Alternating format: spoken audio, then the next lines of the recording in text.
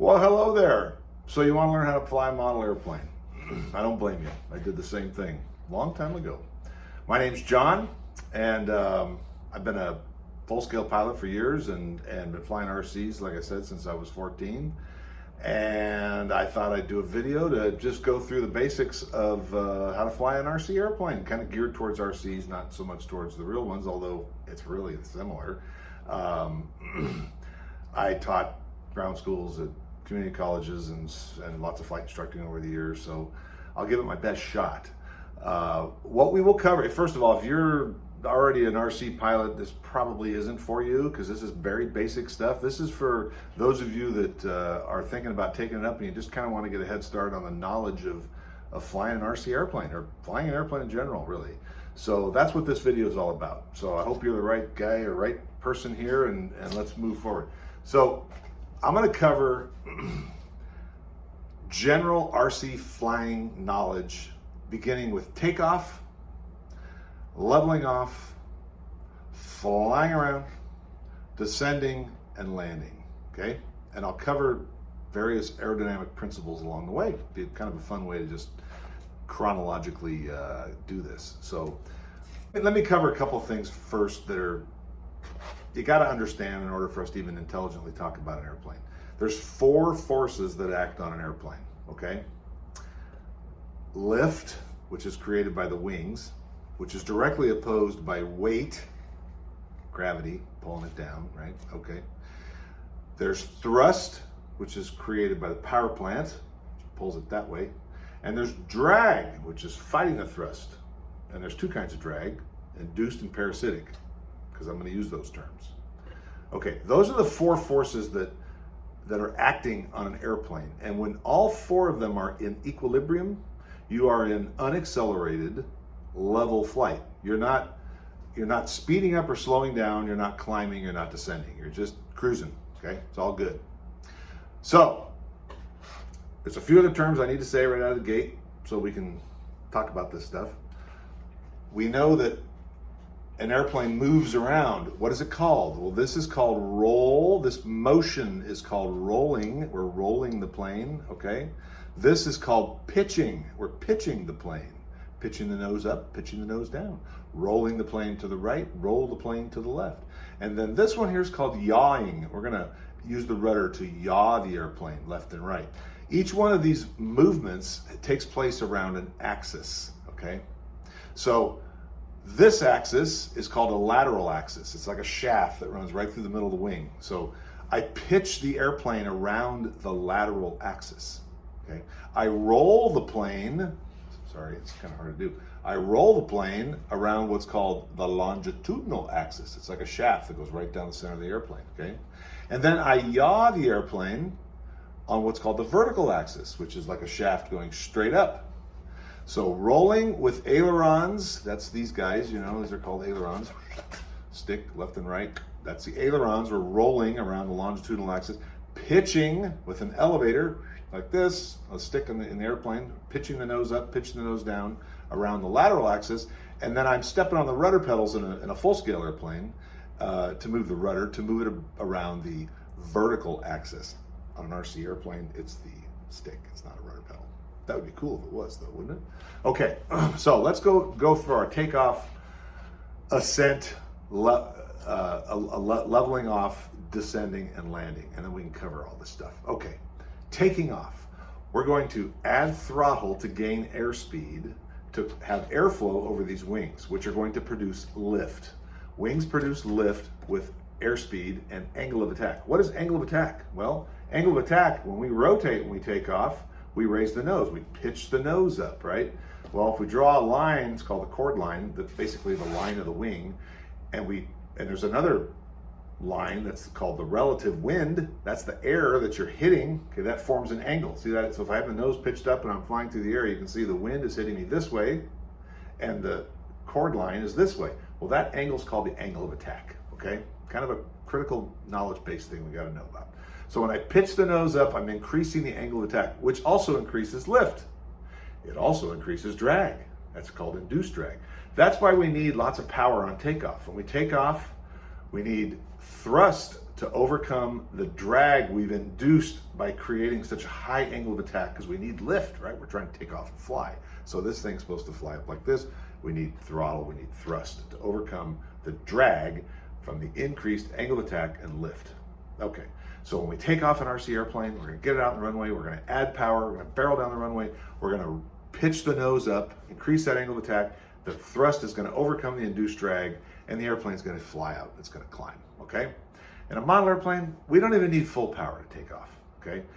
Power's a bit overrated, it's way overrated in RC airplanes, okay? There's way too much power to weight ratio in an RC versus a full-scale airplane. That's just the nature of physics. There's not a lot we can do about that, but if you want the airplane to appear to be more like a full-scale airplane in the sky, excuse me, that's a hair or something in my mouth, you do not want to fly it around too fast, okay? So we're going to talk a lot about power management. When you're flying an RC airplane, you're manipulating the throttle a lot more than you might think, or at least you should be, okay?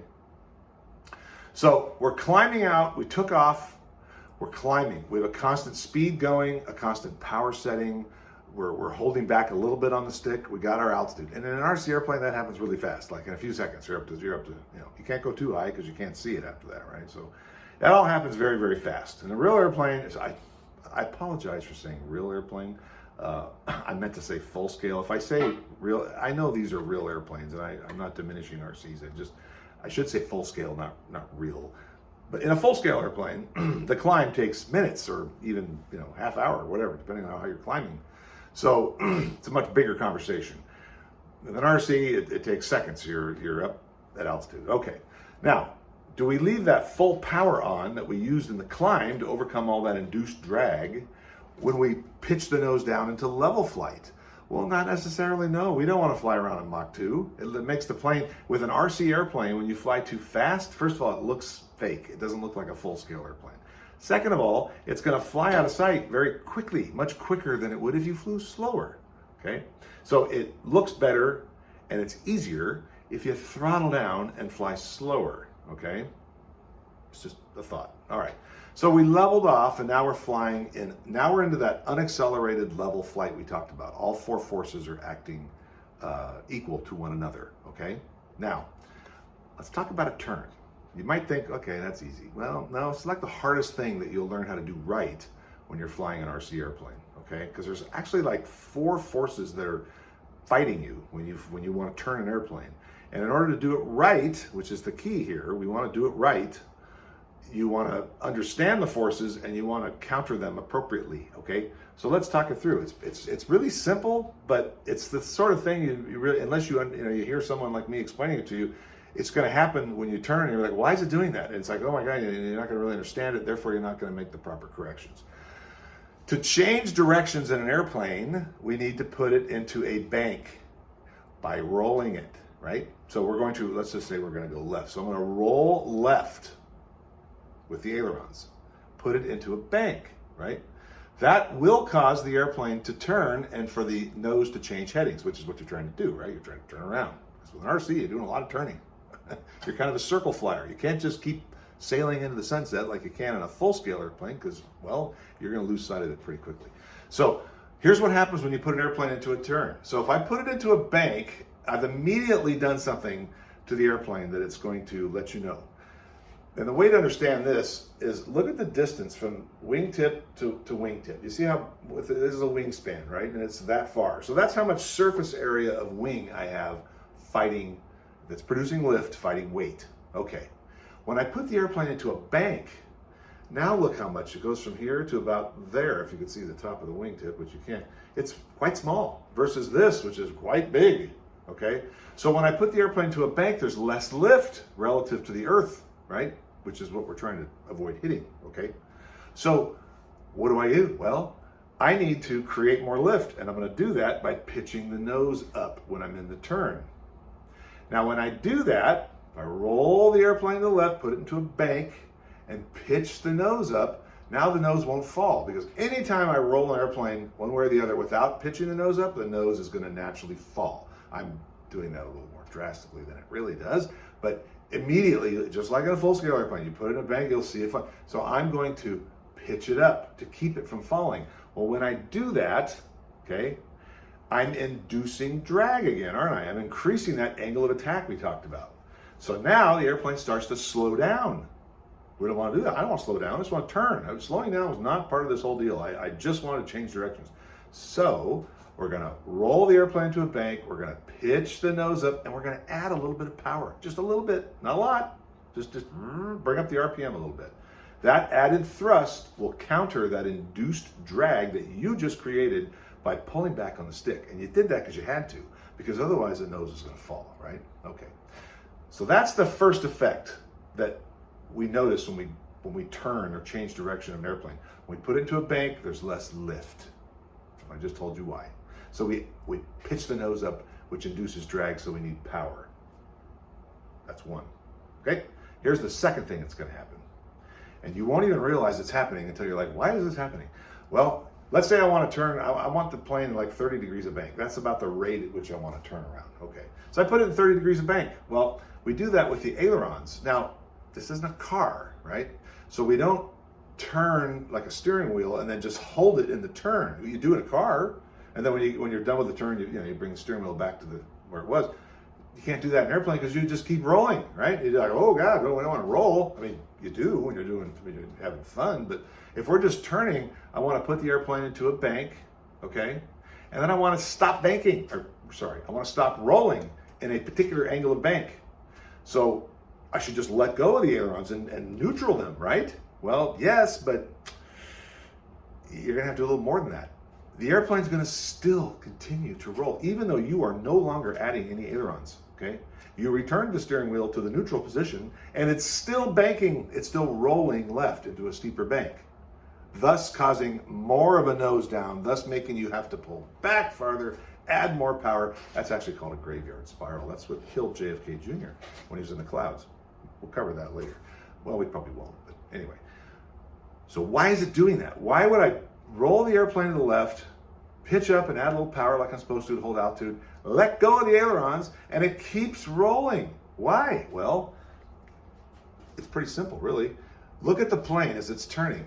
Which of these two wings is flying faster than the other wing? Well, if it's turning like this, clearly the outside wing is a greater distance to go than the inside wing, right? So it's flying faster. So when it flies faster, it has more airflow over it. It has more lift, more so than this wing does. So therefore, when you put it into a bank and you pull up and you think, okay, I'm done, I'll let go of the ailerons now, and it starts to overbank, that's because this wing is flying faster. So how do you counter that?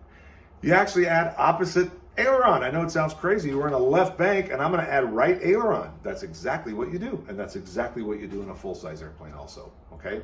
It'll just come naturally after a while. You won't think about doing it. It's kind of like riding a bike, you don't really think about which way you're moving the wheel. You just do it. Well, that's exactly what's going to happen when you're flying a plane. A turn. You'll just look down one day and go, God, look at that. I'm in a left bank in a turn and I'm holding right aileron. How weird is that? Well, that's what'll happen. Okay.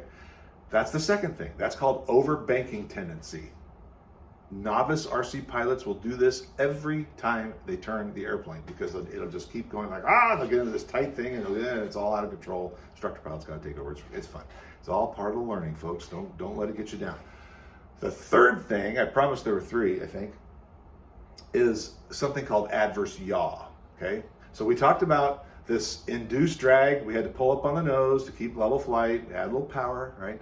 We talked about having to add an opposite aileron to keep it from overbanking, okay? Well, going back to that outside wing flying faster thing that we just went through, it doesn't want to. These are the same wings. It doesn't want to fly faster. We have to force it to fly faster because if we don't force it to fly faster, the airplane's going to fly in a slip. This vertical stabilizer is going to keep it weather vaning, it's going to keep it going straight, but the tail doesn't want to come around the corner like this when it's flying unless we add rudder. And why is that? Well, that's because this outside wing, you're asking it to go faster through the air and it doesn't want to. So it puts the airplane into a slip. And a slip is where, the tail is fell into the turn like this, which is not good, right? And if you're in the airplane, that'll make everybody puke. So you don't want to do that, okay? And there's a little slip skid indicator in an airplane, a ball. Keep it in the middle, you're fine. If it goes off to one side or the other, you got to add rudder. Very basic stuff, beginner stuff. So when we go into a turn, I'm going to go through all three steps one more time. We're going to roll into an amount of bank we want, which will determine the rate of the turn, by the way. So more bank, quicker turn, right? F18 and a Blue Angel, and I roll in 89 degrees of bank and turn. Okay, say we want 30 degrees. Boom, did it. Now, immediately the nose came down because I decreased the amount of wing area.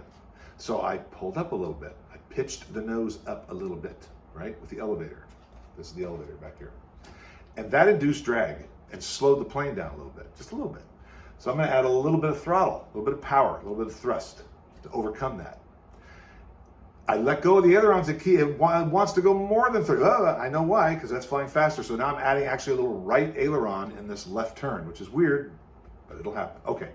And in order to make this airplane turn in a coordinated fashion, I need to add left rudder also with the left stick, which is where your rudder is, to make it fly in a coordinated manner, which will actually speed this wing up even more and make it want to overbank even more. So teaching RC student pilots how to coordinate a turn, which sounds simple, but it's not, okay? It takes practice because you're going to actually, when you start the turn, you're going to add rudder and aileron. In fact, mostly rudder, believe it or not, to keep it coordinated. And then you got to remember to add opposite aileron and hold that rudder while you're in the turn. We are going to hold the left rudder in the turn because this wing is always fighting to bring the nose back. We're going to hold that. We are going to hold opposite aileron, right? And we're also going to hold back on the stick, on the elevator, to keep the nose up. And we're going to add that little bit of power. And that's going to make a perfect turn. And your instructor will be like, oh my God, that was beautiful. Thing of glory you just did.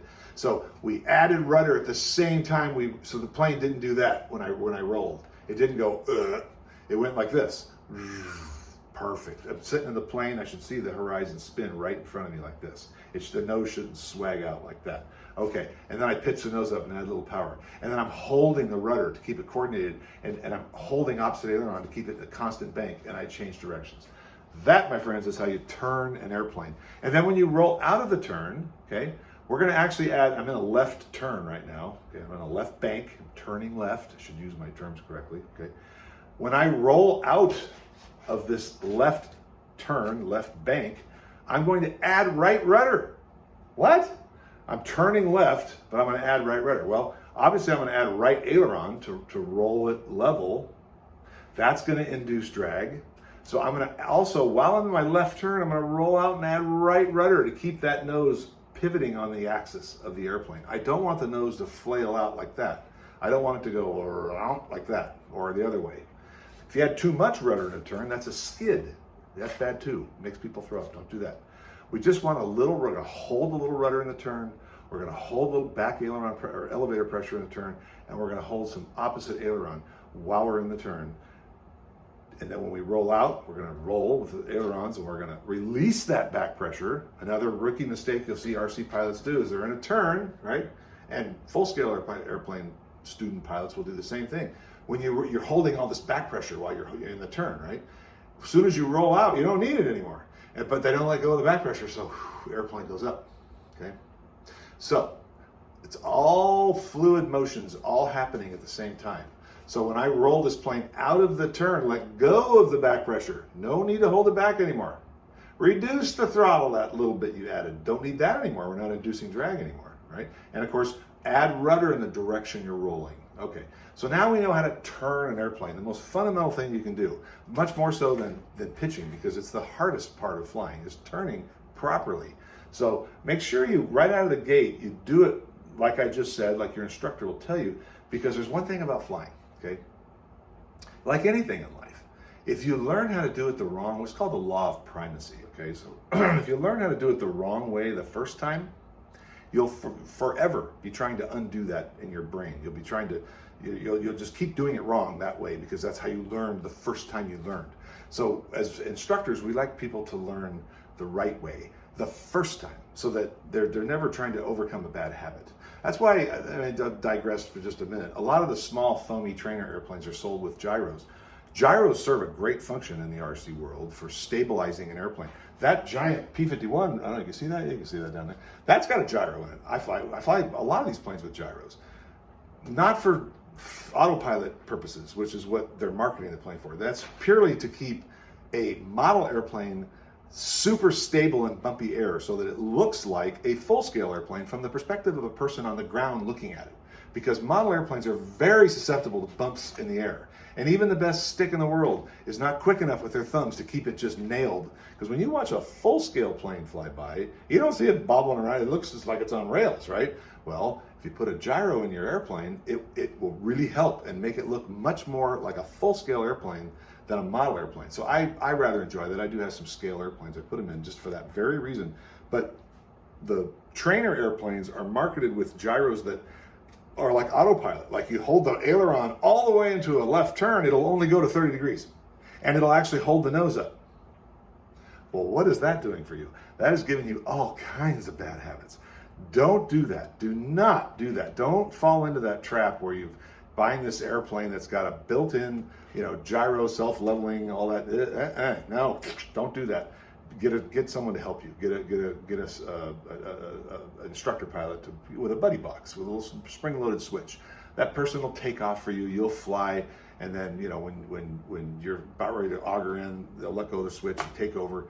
Life will be good. And that's how you should learn. If the thing is flying itself and you're just like steering it like a car, you are doing yourself a disservice. You're not learning how to fly. Okay, we've covered taking off. We've talked about leveling off, power throttle management. We've talked about turning, okay, and all the things associated with that.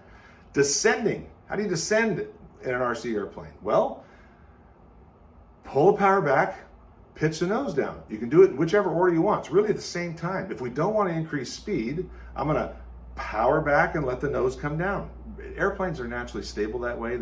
If you don't touch the stick and you just power back, it'll just nose down for you, and the speed will remain the same, pretty much. Not every airplane, they're all different, but that's kind of how most airplanes fly, and even RC airplanes. So if you want to fly properly, and you want your speed to remain the same, just bring the power back, and the airplane will it'll keep the same speed, the nose will just come down, and you'll descend. It's simple. If you want to descend real slowly, well, then we need to power back and hold that nose up, induce a little drag, slow the airplane down, okay? Rule number one in flying a plane is we don't want to run out of airspeed. Airspeed is life. We don't want to stall the plane. What is a stall? That's when that angle I talked about, okay, the chord line and the relative wind, as I start to raise the nose like that, all right, I'm getting a very large AOA, angle of attack. And an airplane will always stall at the same angle of attack, regardless of airspeed. So if I got the power off and I just try to maintain altitude, like magic, I'm just going to keep pulling the nose up, well, I'm bleeding off airspeed, right? Slowly bleeding off. And there's going to become a point where I achieve what's called the critical angle of attack. And that's bad. Buffeting happens. In a full-scale airplane, you feel the whole airplane shaking, the stall horn's going, there's people slapping you on the side of the face, like, what are you doing? In an RC airplane, it's not so obvious. You'll start to notice maybe you'll see it buffeting. If it's an airplane like that P-51, and you do that, it's going to go whoosh, and it's going to drop a wing and go right into a spin, unless you're on the rudder and managing the power and the pitch, which is what you should be doing. But if you were like a student pilot, you wouldn't fly a plane like that. But if you were, and you put it into a stall, it's not going to be nice and gentle like a trainer. It's not just going to go, oh, I'm buffeting, okay, I'm going to lower the nose. It's going to go boom and drop a wing and begin a spin into the ground, which is bad. You don't want that. A spin is bad, okay? So it's one of the things that you learn as you fly RCs is to visualize where's the stall speed? Because in a real airplane, full-scale airplane, there's an airspeed indicator, there's stall warning horns, there's buffeting, there's just a general awareness. There's also sound. You can hear the air outside.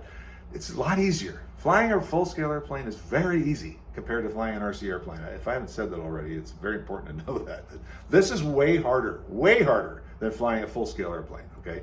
So where is the stall on an RC airplane? Well, you just have to learn it. You have to through, even me, flying a new airplane, whatever airplane it is on the maiden flight, the first thing I do is get me some altitude, and I bring the power to idle, and I kind of just feel like, what does it feel like when it stalls? What speed does it look like relative to the ground, assuming there's no wind? And what are its characteristics? And then I'll do like an accelerated stall, like I'll pull back fast and stall it, or I'll do a climbing stall, have some power on and let it stall.